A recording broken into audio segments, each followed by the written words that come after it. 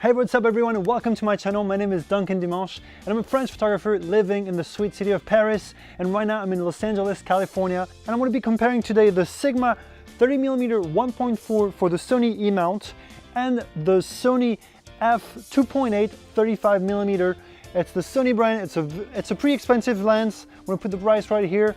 I think it's a $600 or $700 lens versus a $350 lens.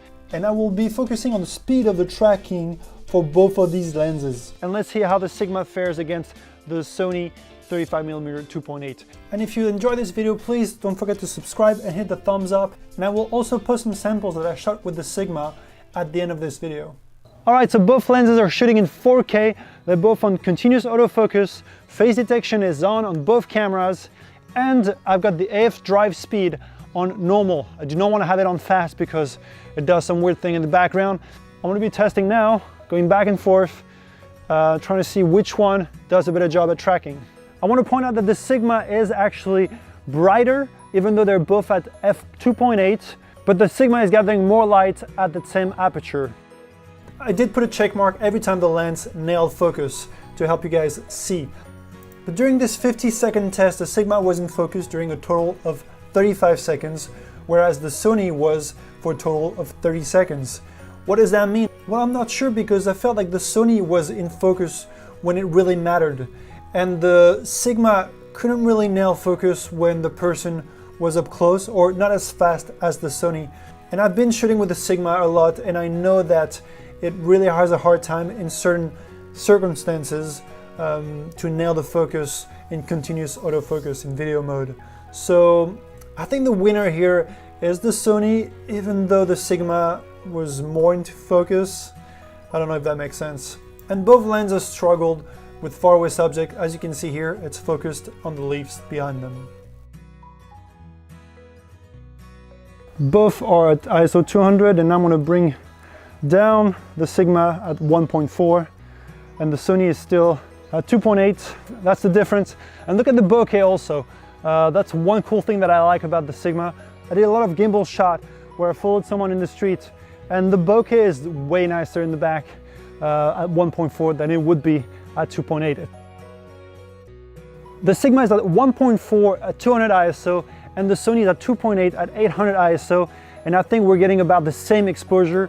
So that's the difference. You know, it's a pretty big gap. It's 2 stops more than you would get with a 2.8, so that's very impressive. I love the Sigma for that, and the price is very, very nice. So here's another test where I just pop up in front of the camera just to see who is faster at tracking me, and the Sony won every time. The Sigma does a little back and forth before it nails the focus on the eye or the face, whereas the Sony just goes right for it. And here's the same thing in slow motion, so you can see the Sony just goes straight for the eyes, and the Sigma does a little back and forth, as you can see, and then nails it. The distortion on the Sigma is very pronounced, and it is a big problem for me, especially when I'm doing portrait or I'm filming someone closer up. It really is not pleasing. And the Sony barely has distortion.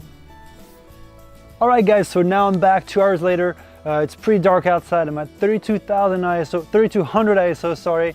f2.8 on both lenses, and what else can I say about it? Well, nothing much. The Sigma is still a bit more crop, you will see, and the Sigma should be once again a bit brighter, and I'll show you afterwards what the Sigma looks like at 1.4 compared to the 2.8, and how much, you know, how much you're gaining in light by going with the Sigma.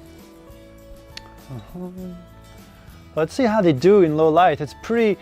I only have one light from the garden coming from my right side. Now I'm going to take the Sigma and I'm going to open up the aperture to f1.4 and bring down the ISO to 1000 to match the Sony footages. And let's see if that helps the Sigma get better autofocus in low light. Alright, so to my surprise, the Sigma is not doing as good as the Sony now. I'm not sure if it's a coincidence, not sure if it's, you know, because I changed the settings, but it's a bit weird. The Sigma was doing a lot better, and it's still doing fine, but the Sony is just nailing the focus and being more consistent on, tracking that face. I'm going to end this video by showing you guys some actual clip that I shot of my friend Oliver with the Sigma on my Segway, which I will do a video soon. But it really struggled in the low light. Not even struggled, it just could not keep track of the face. It kept focusing on the background the second I hit record, or even before. So if you're doing a lot of low light, forget about this lens. It will not do well in low light. So get the Sony if you need the autofocus to be perfect, and also get the Sony if you need the perfect image with no distortion. But get the Sigma if you really need some nice bokeh, a cheap lens, and a very fast lens for those low light situations. But if you need a lens to shoot in very low light, do not get the Sigma, because as you saw, it really struggles in low light. And sharpness wise, they're both really, really sharp. So I would not worry about which one is sharper than the other.